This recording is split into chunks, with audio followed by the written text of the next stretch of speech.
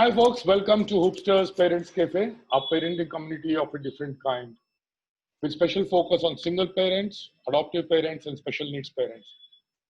Parents Cafe is part of a bigger vision of creating an inspired community involving parents, children, and schools, which we call the Hoopsters League of Action Heroes. At Parents Cafe, you get to interact with other parents, hear their stories, share your own, and get access to a genuine set of experts when you need them, especially in the area of mental health. In short, it's all about the support that you need to really enjoy your parenting journey. Today, we are in conversation with Hima Bindu, Global Enablement Leader, Hybrid Cloud Infrastructure Services, IBM India. She's also a single mom who, through sheer grit and determination, has climbed the corporate ladder to be where she is today. You know, when I asked Hima to send me a note about herself, she just sent me a long one. And if I start telling all that she's doing, and we'll spend the next half an hour at least just reading out what she's doing. So we decided that she's the absolute right person to discuss the subject of today, which is motherhood and career. Hima, thanks for agreeing to come on show, and looking forward to an interesting, fun debate across both of us. Okay, and I'm sure the guys who are online, I don't know what the kids are doing, but I'm sure the parents that are around, they'll definitely get to understand how it is to balance motherhood and career, or how to manage both of them, or just enjoy both the aspects of motherhood and being a career woman. Okay, so let's begin with the first question. Okay, you've been working for 16 years at a stretch, and you're supposed to have just taken off during the period of your delivery, and that phase of what 3, 4, 5 months or whatever it was. So after that, you decided to come back to work. Okay. So what are the biggest challenge a mother faces while choosing to get back on a career path? Yeah, that is something very interesting. So before I start, a big thank you to Hoopsters and the Parents Cafe for hosting me today. It's sure pleasure to be a part of this very eccentric group of youngsters and parents who are trying to come together for a cause. And Bala, thank you for your leadership in driving this noble initiatives. Thank you. With this, I think based on your question, Bala, the biggest challenge for me was when I was personally trying to get back to work. First challenge itself was transforming into a mother, right? So accepting that I'm a mother itself was a big challenge. And by the time you got used to all these things, it came to a point where 3 months is over and you had to get back to work. I think the real toughest day that I can still remember is when I had to step back to work and I had to leave my 4-month baby alone at home with my parents for sure. And I had to look forward for a day which I had no idea what would happen.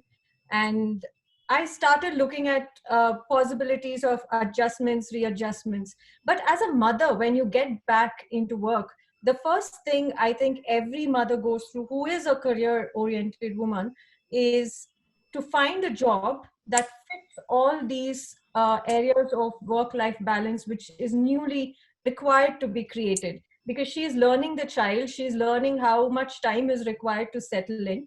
And I think that's the main challenge which we see as mothers getting back to job. And I didn't quit during this time because I think work gave me a sense of independence and freedom. And it gave me the space where I felt I belonged with some kind of an innate potential that I could explore within myself. So I really didn't quit my job then.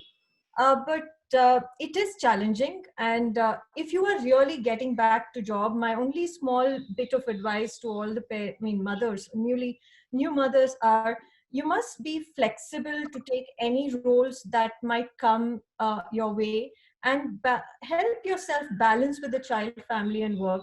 Don't be very rigid that if you have resigned, before your motherhood, you were a manager. Don't expect that you want to go back and get a role as a manager itself. You should be flexible to take a role which is more back end and less demanding. It's okay for you to take a profile job which is 2 years within that space, settle in with your child. The other thing is that build your ecosystem with your child and your family for your absence for those few hours. That is very key. So you need to invest on these two things when you're getting back to job. And the challenge is to get a job which suits your current situation of being a new mother, right? So that's the challenge, Bala, to answer your question. Yeah, but okay, is there a bigger challenge in terms of your family, or friends, actually dissuading you from joining a job with a lot of stories of how difficult it's going to be? I think most mothers actually face that problem. They all want to go out and meet people and do things and get into career, but they're so influenced or they're so nervous or scared, what the people around them are going to say. How does one handle that? Uh, okay, so I don't think families these days are opposing any mother to go back to a job. First, let's be clear. And if there are families who are very conservative about mothers getting back to job, then we need to understand why is that so? Because is there that expectation you set already when you were getting into this zone that I will not go back to work when I'm getting into motherhood? Or it could be various reasons that could cause such kind of responses from the ecosystem or the families that you are. I think in their own each one in their own accord stands they feel that what they're asking is right. But I think it's eventually we as individuals, we as women, we need to know what we want to do, and we need to come up with a discussion which is more comforting and supportive. Because if you are going to leave your child with your in-laws or your support ecosystem, who could be your immediate mom, then you need to be clear and have that understanding built within your own family, especially with your husband and of course your family, near people who you're going to depend on, without which you cannot step out at this stage within the kind of Indian social norms that are there, Bala. So I think it's very important to have that very clear discussion with your own family about you getting back to work after maternity. And if there are challenges that needs to be sorted out much prior, rather than fighting it out at the junction of you being a new mom and you have a small kid and you need to manage it. But you know what? Don't get too disheartened if that's going to take some time. If you do not get that kind of support, don't fight it out, don't resist it too much, but start planning. It's okay to take a break, it's okay to take a break in the career. Understand, set up the social ecosystem, which is what is required for you. You might need a maid help at home, you might need more assistance at home. Make sure that all that social economic setup for the child is made ready, and agreements are driven before you move forward, and that is something you have to drive. If you want it, you will find ways to make it happen. I believe that perfectly, right? That's because you possibly also had experience of meeting people during your work and all Yeah, the career. I mean, you're slightly more mature than the others. But what happens to somebody who has never worked before uh-huh. and decides to get to work? Mm-hmm. She suddenly realizes, "Okay, listen, I'm better off going and finding a job." So what are Mm-hmm. the first time mothers who want to work? And Okay. Yeah, I understand. So I think usually, let's agree, it also depends on the age. Okay. If it's between the 2024s, where I was actually married, and I was by 25, 26, I was a mom. Um, it was very, you will obviously look out for a job at that time. You will be considered a fresher because you don't have any past experience. You will start competing with the freshers who are getting opportunities. And I think you will get a job for sure. You may not get it for your general people who are at that age limit of say around 30 plus, is where you're going to get challenged a bit, because you will be competing with freshers at that time. But I think even if your positive attitude helps you to get into a job, one thing that you really need to look out for is that what is that you can actually differentiate from the freshers. I'm sure that I was a recruiter before, so I was in HR, so I knew when I was assessing people who would come in that kind of a category, I would look at the kind of maturity they bring in onto the table. Clarity of thought was there. And I think jobs are there and people give opportunities to freshers who are at that age limit as well. But I think when you come in, then you need to have a growth mindset. You need to be able to accept your peers who are in 24, 25 and make sure you match up to their calibers and also lift them up. You should be able to gel with that kind of a crowd. If you restrict yourself and have a fixed mindset, it'll be very difficult for you to coexist in companies. And you can start off with short term small startups, and then build your experience, and then start aiming for corporates, because corporates will surely want you to be either experienced or either having so many, you should have done certain specific professional certifications. It's a little difficult to get through in there. But I think job opportunities are umpteen. It's all about how you want to take it and move ahead. One more thing is, if you have already thought of starting something as a fresher, why don't you start something on your own? That's how I would advise people, either you do this or you can start something on your own and make yourself an entrepreneur rather. Isn't that easier said than done, Hema? Being an Absolutely. entrepreneur? Because Yes, most of them think it's very easy to get a job, to do something on your own.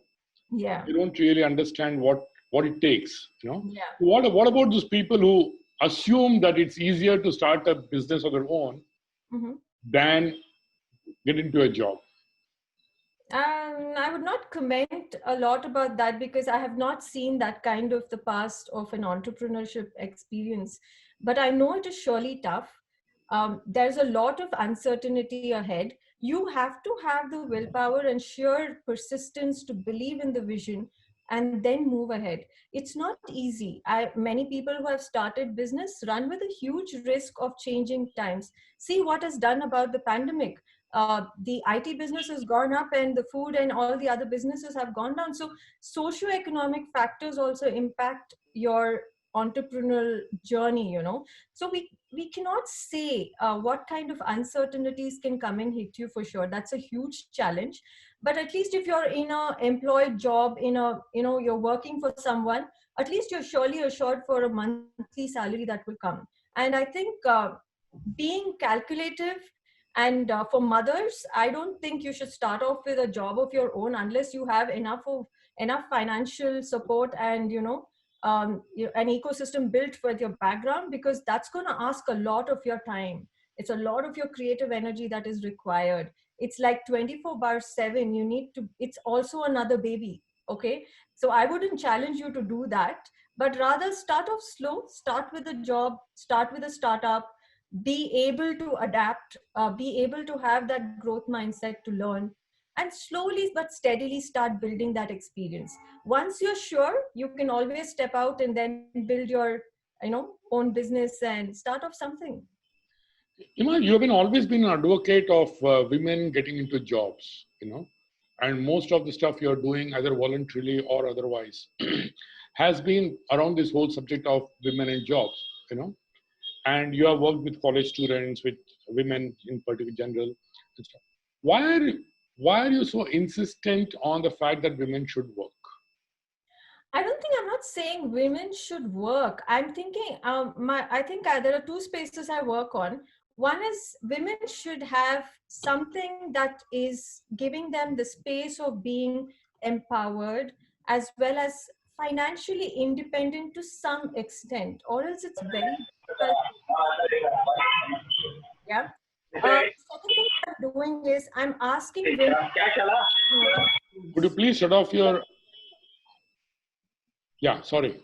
I can go on. No problem.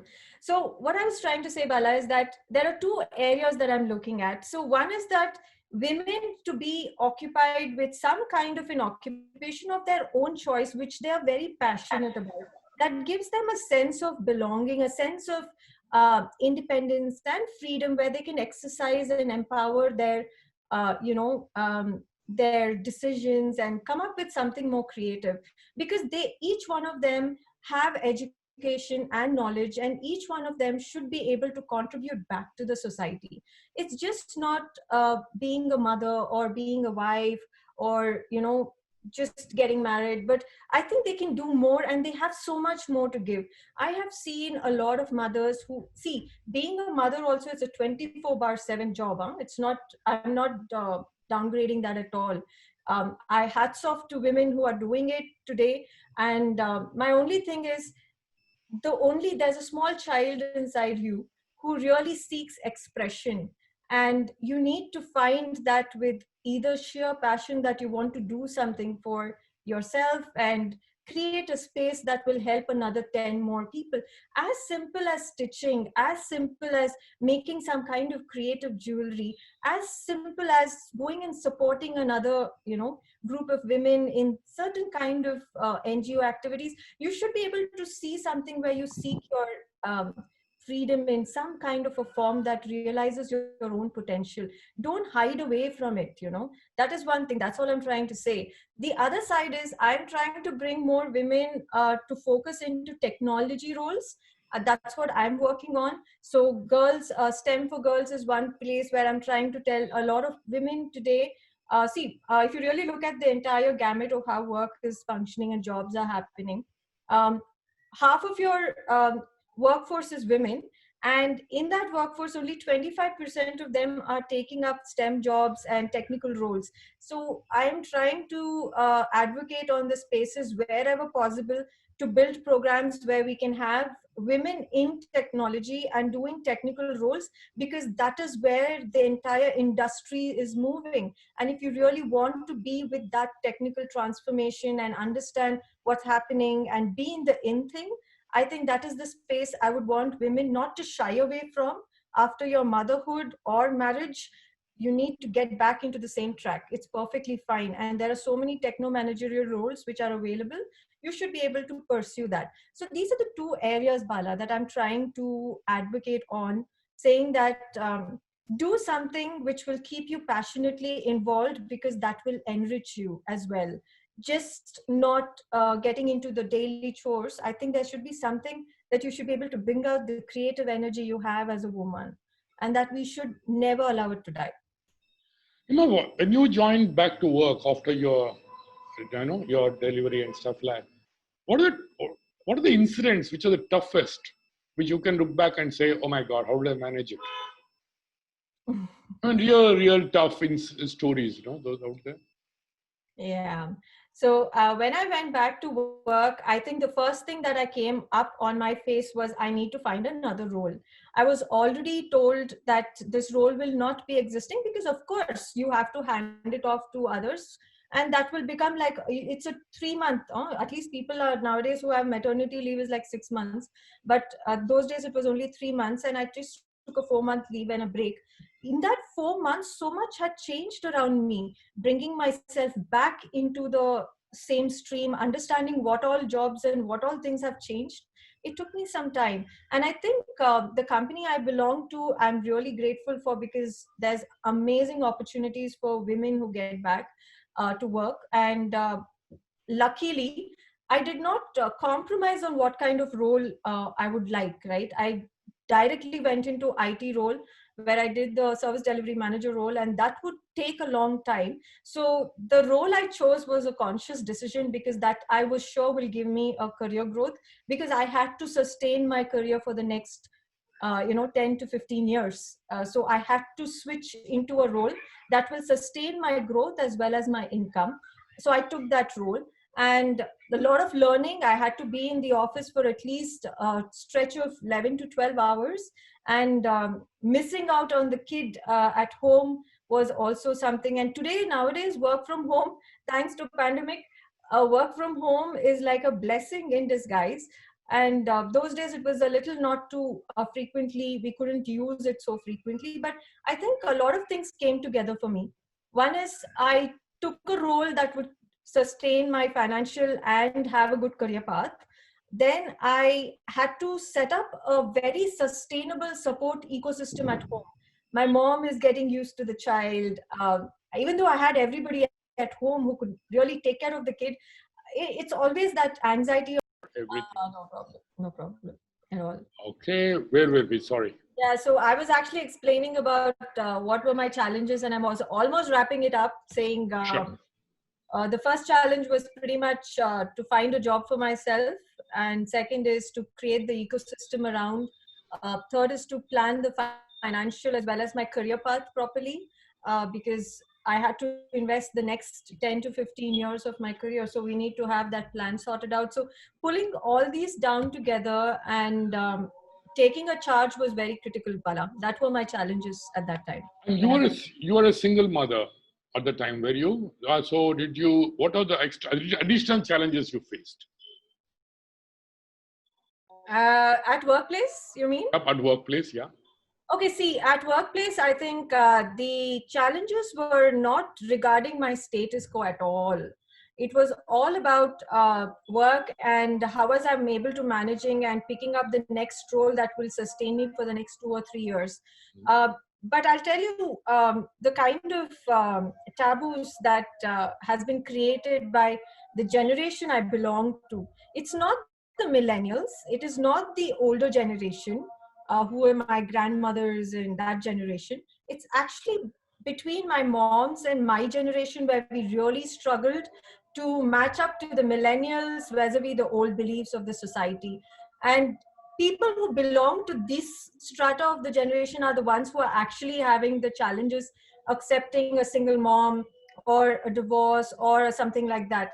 But I think slowly, steadily, the world is moving quite fast, and with a lot of diversity and inclusion initiatives coming in, these biases as such were pretty much being addressed. At least in the company I belong to, these are being addressed openly, and I think they accepted this whole status very openly and very supportively. Many women do not come out and say that they are single. It's 6 o'clock. That's the challenge, what I have seen. So it took me 7 years to come out and talk about my personal status. And many people only said this to me, Hima, how was it you were able to put a smile on your face when it would have been so tough for you to have gone through all this? I don't know, something just, made me move ahead with positivity and willpower. But I think it's all my family's support and the kind of conviction I was brought up with that helped me quite a bit. But even now, after I spoke out about me being single, there are many women who are living under that fear of being named or tabooed by the society of being single and not being accepted very openly, Bala. And I think that is still a challenge. It is an issue, and it is an issue in India as such, and it is an issue within the space and generation we belong to, especially me and people who are parents in this generation. Now they are the ones who are really going through this challenge. But the millennials, they're very clear, very optimistic, very, very supportive. I think there's not going to be any challenge in the millennial kind of a group that quarters that we see. It's only us who we have to kind of match up and get along with this challenge of being single. But at office, many people are very supportive. Managers are extremely supportive, and there's a lot of help that comes your way. That's why I tell people, women, to be very upfront and open and accept it. If you don't have anyone around, at least I am around, and we have many groups like this who are around who can help you. So I think that is slowly building. We'll get there soon. But Hima, I mean, as a person who's also seen the millennials at work and stuff like that, and also as a filmmaker myself, I see a lot of relationships breaking up, a lot of divorces coming into play, especially in the lower generation, the new generation, because one of the parties is working, and there are cases where the mother is working, but the husband is sitting at home, or husband decides that he doesn't have to work because wife's earning. There have been issues. There have been a lot of issues here. And Right. that has led to a lot of relationship issues and divorces. So what would you comment on that? Because you said that your generation isn't responsible, but the generation next to you is actually also in having their own views and thoughts. Absolutely, absolutely. So let me just break this down a bit and give you my perspective, Bala. It's completely my thought, and you can hold me corrected on this. But what I have seen is, in my experience, if I've analyzed the cases, my mom is an high court advocate, right? So she does get these cases. If I analyze the cases that came to my mom, um, you know, uh, in inference about that is many cases are mainly due to indifference between couples. it's not about somebody working or not. It could be one of the reasons, could be that, but I think it's the indifference between couples, and this exists exactly in the earning class more than any other sections in the society. So she also says that this is actually mostly seen in the couples who are in between the, as I told, in our generation, more than, the older or the newer generation, right? And there are, like you and me, who are parents today, are actually the ones who are going through these, we are getting, challenged about the situation. So what could be the couple of causes that could really lead two people to have indifferences, between them? Is it self-esteem? Is it ego? Is it your own beliefs or how society has molded you and you've been brought up? We can't say that.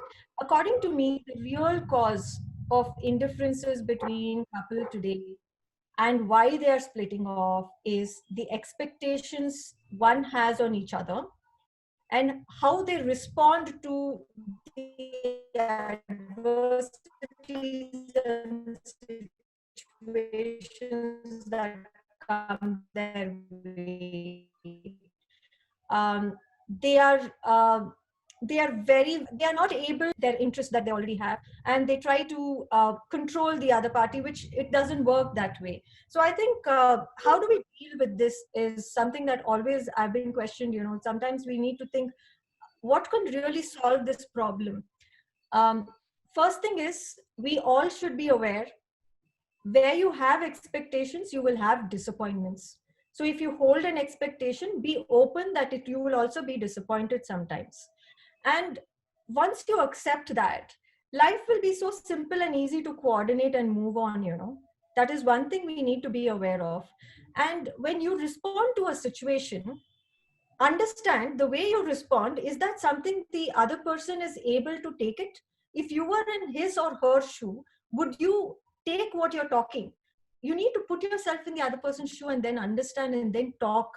And you need to be learning how to bring conclusions to help each other, to grow support, rather than drifting apart and standing your own egos. As a woman, the third part is, as a woman, we must not forget one thing: we have responsibilities. We are constructed in that way. We can do much more, and we can be able to support these, nuances in a much more comprehensive way. And I think when we get empowered, we need to be very meticulous about how we exercise our empowerment and independence. We should be competitive about the other person as well. And even as men, men must not forget and, not be supportive. Rather, I think you should walk as friends with each other. And I think that's how relationships can go ahead, Bala. As I always said, these three elements, love, trust, and respect, I always tell this, can never be asked from anybody. It has to be earned. And that is exactly where, we must invest as a family. These three areas is where we need to invest. And ultimately, you know what? Um, Today you're there, tomorrow you're gone. Don't forget there is one person who's always watching you, and that's your child. And this child is going to observe you, build on what you say, what you do, and they imbibe your virtues and values. So it is actually up to you how you want to build the next future generation. And these differences coming in should be dealt in a more cooperative and a more subtle, understanding way. And I think that's what is the message we need to give to the society, and especially couples. So the real drifts of challenges between couples are not coming because you're earning. It's because of expectations and how you're dealing with these challenges along with each other. That's my So, answer. so how do you communicate? How do you communicate with your family and your spouse about the fact you want to work? I mean, it's easy to say communicate with them, but how do you communicate with them? You need to sit down and talk. And I think you need to put your ego shields down and talk to each other as you would talk to a person you have gained the trust with, right? It's always okay. You might get a no, you might get a yes, whatever may be it. I think putting your point of view and your perspective is important. And in these nowadays, in this I mean, these years, I think it's very, very open discussions, and people are open to talk. It's unlike the previous generations where my grandmom and mom used to work, and it's not so. Nowadays, it's a very open-ended communication, and there are many men who I have seen have been so supportive. Needless to say, there are many women who have come out and said that if there is, gone are the days that you would say behind every man there's a successful woman. Behind every successful woman there is a man, and that man need not be only your husband. It can be your father. It can be your uncles. It can be so many other people. So I think it's all about bringing in. Not to bring in gender diversity as an issue. It's not about families not wanting. I think it's about having an open talk, which very rarely people do these days. Should sit and spend quality time with each other and be able to talk out what you want, what you like, what are the challenges you're facing. Ask for help. Nobody wants to ask for help because they feel that somewhere they become less. That's the challenge I'm seeing here. Interesting. You said that there are men behind a successful woman. So that brings me to an interesting question of how would you define success? Because the biggest problem is today everyone's running after the one word called money, and that equals success, and that's creating a lot of issues, right? So how would you define success? See, success is very personal. A success for me would be different to a success to what it would be for you, right? It's individual orientation. It's an individual's definition of what success is. For some people, success is growing in the career and getting into a role which they would like. For some people, it is just being at home and being able to give a tasty dosa to her husband. For some people, it's like being with the child and being able to teach and give the quality time. So for me, it is very different. For me, I realized that the only way I'm able to get the peace of mind, and I feel very happy and complete, is when I was able to help another few who were in my condition and situation, right? That's where all this aim of started off for me, where I went ahead and started talking about certain very sensitive topics, being a part of a lot of forums. That gives me a lot of contentment, and for me that is success. Even if one person listening to me has could get some hope in their life to move ahead, that is my success. So my definition is very different.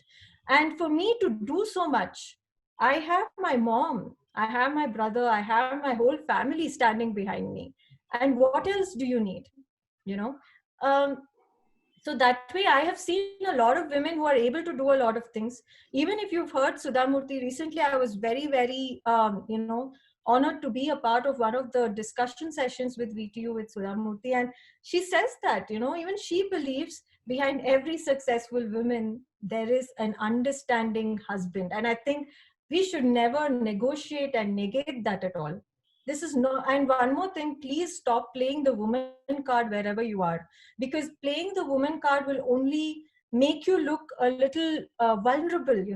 It's not necessary. When I was pregnant and I used to go to office, I never told I can't travel to office, I can't walk upstairs. No, you should be able to stop playing, be very meticulous about when you want to talk and what you want to say. Don't ever shy back from opportunities playing a woman's card.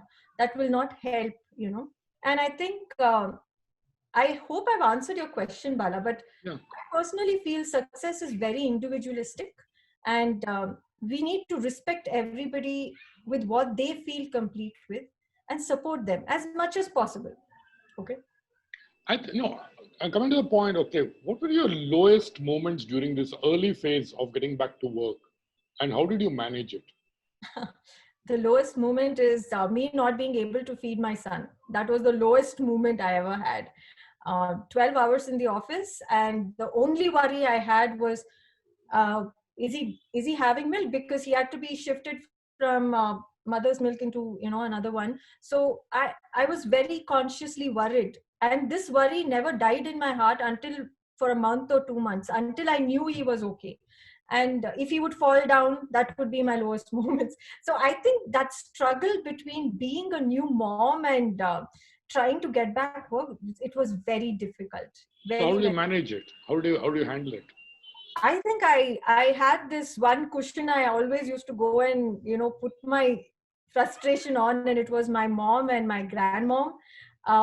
I would just go back and say this, and the only hope she would just tell this: even this will pass off. Nature will take over.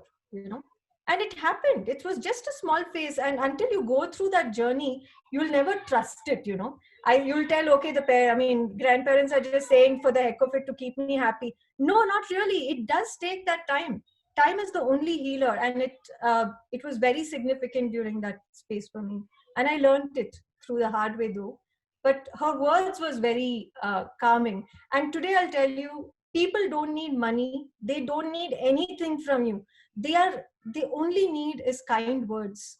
If you are human enough to give a call to a person who's really needs that one small motivation, pick up the call and talk to them, right? Those kind words will really heal them a lot.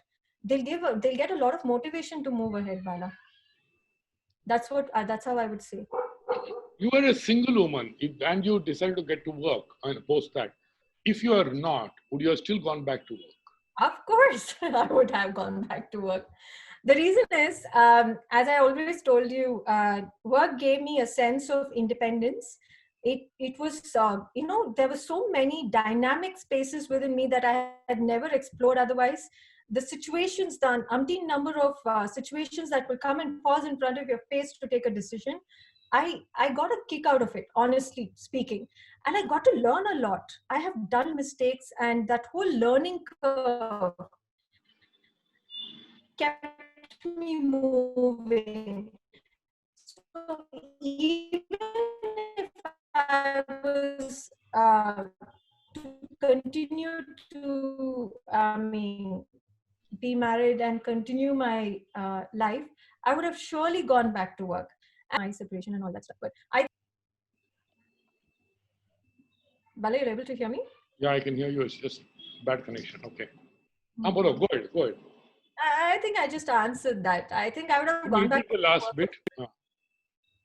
Yeah, Will you repeat I the would last have really gone back to work because I love working. And though I was always being very daunting mother at home, uh, I knew work was important. And that's exactly what I looked at my mom and I learned a lot. She was always ready to do anything to move forward when it comes to keeping her work going. And she's really like she's like my idol. I really look up to her for a lot of these things. Where in those days when computer was just a boom, she learned computer science, and then she certified herself. Then at a closer, once she retired, she learned law and she got a double degree.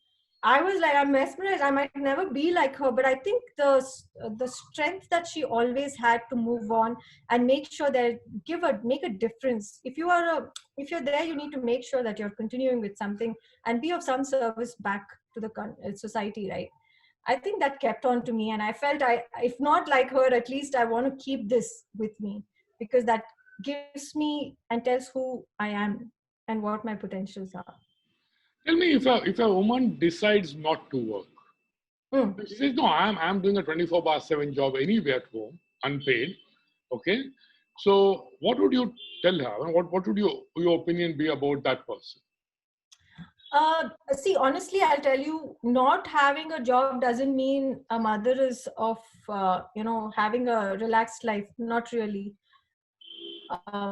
It's a 24/7 job, and it is not easy to be at home doing that job continuously like a robot. It's not possible. Even she'll have highs and lows. At least we go out, we have a self-expression, we go explore, we have our highs, we come back, we feel that we've achieved something. She is not allowed at that point, but she's happy with what she's doing. I think we need to appreciate that. But one thing I would like to tell is, it's not an opinion I have. I think it's a small suggestion I have. given that you studied all your way through, right? You have obviously done your degree, obviously you've done something. There is so much of creativity in you still left, right? Don't kill it once and for all. Don't kill that knowledge once and for all. Don't make it, don't be ignorant. Rather, I would rather, sorry, there was a little bit of noise. Yeah, go ahead, go ahead. Yeah. It's my So little I dog would is saying no. so I would rather advise them that do a bit of freelancing, learn something new, learn a new skill, explore certain new aspects. You want to do your masters again, sit and do it. Don't do something that will keep you occupied, because you know what, children today, they will grow off once they're grown, and you will basically be next, moving on to your next life journey. But at least something that you can give back and be involved in would be very, very encouraging. And I think women like us really need a lot of such women who can actually give their time and listen to us. Very few are really available, you know, to really share our ideas, and always getting a perspective from a person who's not in that zone is very, very valuable, because they look at it from an One of the outside look at one it. of the things, I'm glad you brought this up, because I think it's extremely important. Because one, somewhere the mothers or the women today, they lose out the me in them. Yes. They lose 50% when they get married, the other 50% when they get a child. Yeah. And I think that actually affects their parenting skills. It actually does. But I'm sure there'll be much better parents if they actually held on to their own, themselves and their interests and their hobbies and whatever, the talent or whatever. One of the things which the COVID really brought out is the lack of tech knowledge among people, especially parents. I mean, we are sitting here talking to the IT crowd or the peer group, which seems to know everything. But when we were working on the whole project for the last 8 months, we realized 99% of them have no clue what technology was. Yeah. I'm not talking big technology. I'm talking of simple things like opening a Facebook Live or something simple like where do I click on a Zoom call, because the children had to handle it and they had no clue how it works. So going for the future, the future is going to be tech, future is going to be stuff. What would your advice to mothers who are in non-tech professions and mothers who are in work from home? I mean, they work from home, or they are homemakers. Okay. What would your advice be to them? Because you are from the tech field, and the future of tech is going to, influence us a lot in every aspect of life. Yeah. So I think one thing is, as you rightly said, technology is becoming the heart of almost every other industry today. Everything else, even a street vendor will basically be asking you to pay money through UPI because of the pandemic. They don't want to touch. So you do it now. And I think the pandemic has certainly given us a very strong lesson of how life is going to be, going forward. And technology plays a key role, because what we are seeing is more and more services are going off online, which means that we need to understand what really how does these things work. So basically it comes to the point of security. How exactly, if putting up stuff on social media, what is the background, how will it affect, what is your credentials, how are you going to manage, how is your how would you log in and make sure all your transactions are secure. All these things, I think it should become your second nature now, right? We don't ask you to go and learn, especially people who are non-technical and who are actually at home and who are mothers today. It's very essential that learning and understanding technology has to become your second nature. Your children will teach you, but don't hesitate and be ignorant about it anymore. There's no more space for that. If you see today, a lot of artists are going online to teach classes, and also they're coming up with their own ways of being techno savvy, which is fantastic, right? I think that's how it's going to be, and I think it'll be on a major part. Now, this development is not going to stop anymore. Though we will have one-on-one personal interaction, but the technology is going to surely grow. Now, if a career woman, needs to continue her career now on, she needs to be aware, or he needs to be aware of the next gen jobs which are coming up. It's all going to be around the space of cloud, AI, and automation technologies, right? People do not want to do any manual work anymore. Where they will be cutting down people from, a manual rudimentary work. It'll all be through automation scripts, and AI will be running everywhere. There will be so much of data collected. They're going to start analyzing stuff. I think this whole technical ecosystem is working today at least a very basic level, Bala, if not everywhere. And I'll tell you, even if you have to sell something online, you need to know how that entire ecosystem works, right? How Absolutely. is that entire selling on Amazon works, or how that whole thing happens, or else you'll be lost. Your business may not fly, you know. So I think it's very mandatory. And the last but not the least, your coding skills, software area is all going to be there, and people who are core technical will do it. But the one job that is coming up, which is very, very interesting, is creative and critical thinking. Very interesting space. This is where we really need people who can logically tie up all these technologies and are able to give a very practical solution to a problem. And that is where the next gen is moving towards. And we need to catch up. That's exactly what Hoopsels is trying to do, get them to get into that aspect of life. Hima, you just talked about the children watching you, okay, which I think is extremely important. Because I'm sure as a working mother, you cannot spend the amount of time you would like to spend with your child. And in one way or other, it possibly affects. It does affect, but it did not affect, okay? And your son, okay, has grown up amazingly balanced, okay? So how have we managed that? Oh, I should actually thank my family and my friends and my mentors who were able to help, and even my company, honestly. There was a sense of balance that worked through it. Initial days were very tough. Being a single mom, doing both the jobs is not easy. I think all the credit goes to the formative years where my mom and my family stood up for the child, and the ecosystem worked a lot. So there are two things that really drove everything, Bala. One is your ecosystem for the child, which is very meticulously planned, and it had to be cooperated with your family and yourself, based on the availability, non-availability, who's going to be there, who's not going to be there, what is he going to do. And that aligned along with the routine that was set up. If you do not have these two elements, that is the routine and a sustainable ecosystem for your child setup, you will have issues, right? And we worked on that, and it took us time. Okay, it's not easy. It really took us a long time to settle that in, because we were running around and there's so many things to settle in. But I think it was a huge help that came from my family. I'm lucky that way.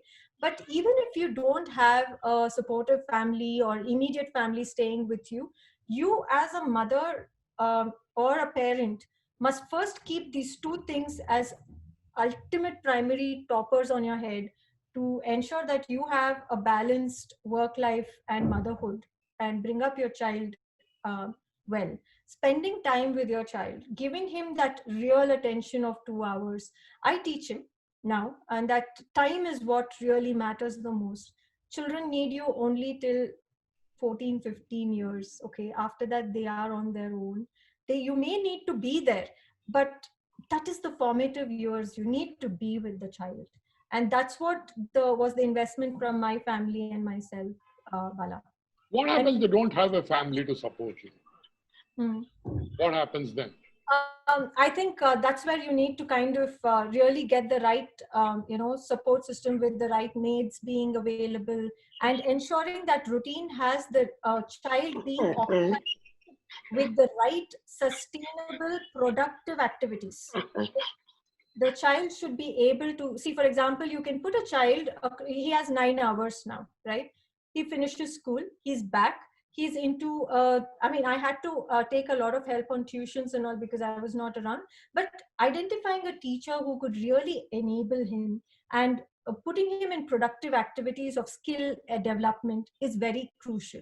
This will really sustain your child and make him a holistic development across. Even as small as reading Bhagavad Gita is important. As small as reading a normal story in the night is important. As much as spending time, just free time, just doing nothing and just listening to the child, simply listening without even giving any responses, and just being the part of his story is important. you know I think that will sustain it. But yeah, you need to have to depend on if you don't have a family support, etc. Of course you really need to depend on housemates, very trustable ones, and ensure that you have plan B. If your housemate doesn't turn up, it is going to be you, right? So you need to work very meticulously with your routine and planning. Plan. That's all you So can do. very another. I think there's somebody in the audience who has come up with something very interesting, which I know is very critical. How do you manage the guilt factor? Ah, The guilt is something which affects us in most of our reactions in daily life. So absolutely. how does one manage the guilt factor? You know what?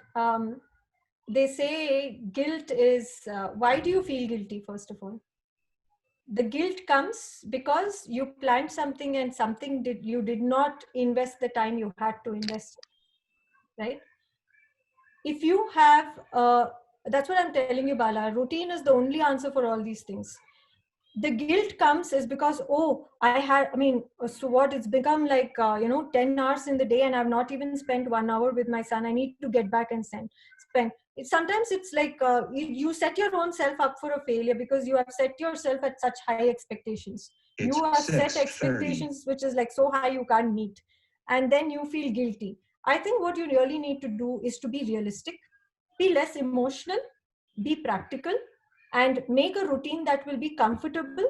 And today, if I've decided 3 hours I'll spend with my son Nishant, I will go. I will make sure I spend it. If I can't spend it, I forgive myself. Right? It's okay.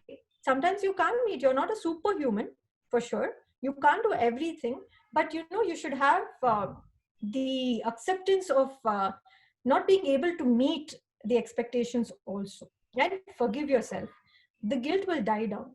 I think whenever you plan something and you don't do, guilt comes in. Whenever you know that you're not doing it and you're not doing anything about it, guilt comes in. But when you're practical, emotionally balanced, and this is what I can do, it's okay. It's sometimes you can't meet it, it's perfectly fine. And I think for me, the initial few days were a lot more guilty because I didn't know how to manage all these turn of events. But I think having a discipline and a clean routine really cut it down quite a lot. It was bringing it down to a great extent. Hima, you have 10 million hats on you, right? You do this, you do that, and I mean, I've been watching you on your social media. I've been watching you on other things. How do you manage all that? You know what, Bala? It's a very simple one. I think this comes from my gurus, my dance teachers. They tell me, I mean, they do advise, if you want to do something, you will make time for it. Simple. If you are passionate about it, you want it, you will make sure everything else falls in place to allow you to do it. It's all in you to want to make it happen. And that's how I do it. I want to be able to help another few lives beyond me. I make time for it. If I have to make time for it, I know 3 or 4 things which will get affected. I will address it with proper planning. If I can't address it, I know I have to compromise, but I will come back to it again. So I think that is a very interesting learning that I got from my gurus. If you really want to do it, you will get it done anyhow, because you need to have that want and that passion to do it. And something for me, I think that satisfies me is when I really was able to do something for someone that keeps me happy and that gives me that, uh, so much of happiness that I don't want to lose out on it. If not now, again, I'll come back to it, but I want to do it. So find time. You will find time if you want to do it. And I think many people have said, "How can she do so many things?" That's all. It's all surprising. Many times, many women are doing a lot of things. They don't talk about it because it's not seen very often. But there are examples that I look up to, and many of them show that you can do it. So this is not a challenge, Bala. It's all in our mind. We need to understand our mind and remove the blocks and plan it. Okay. Any questions, guys, from the audience? Anybody wants to say anything, ask anything?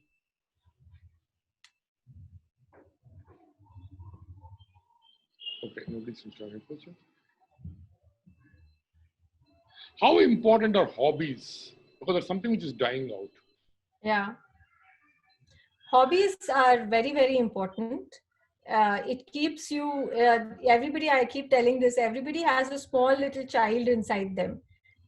Very rarely they go and take care of them, especially when they grow big and they have kids of their own, they forget about themselves completely. I think having a hobby makes you meet that small child within you.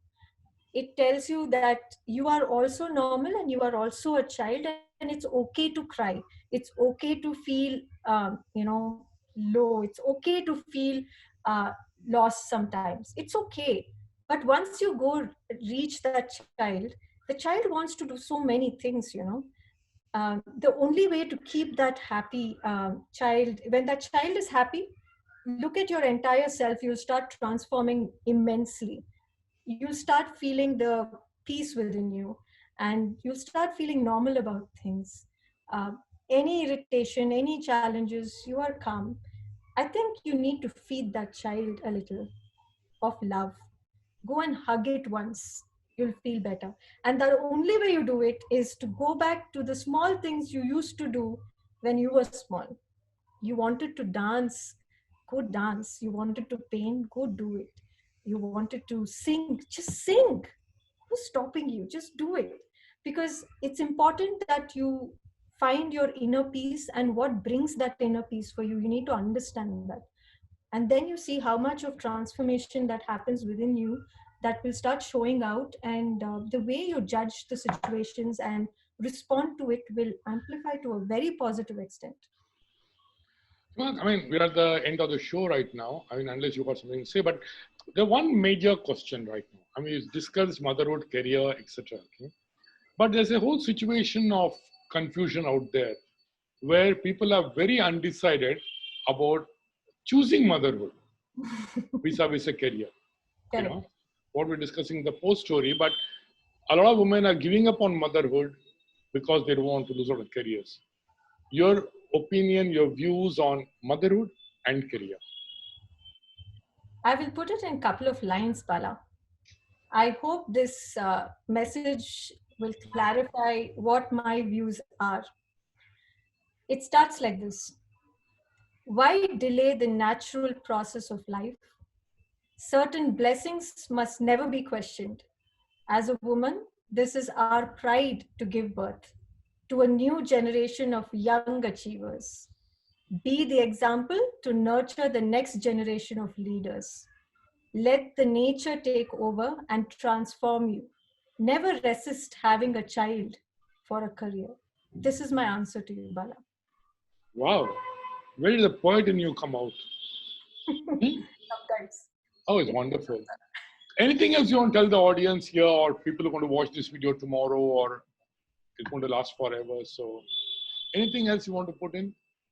I think everybody has a story. Every child is special.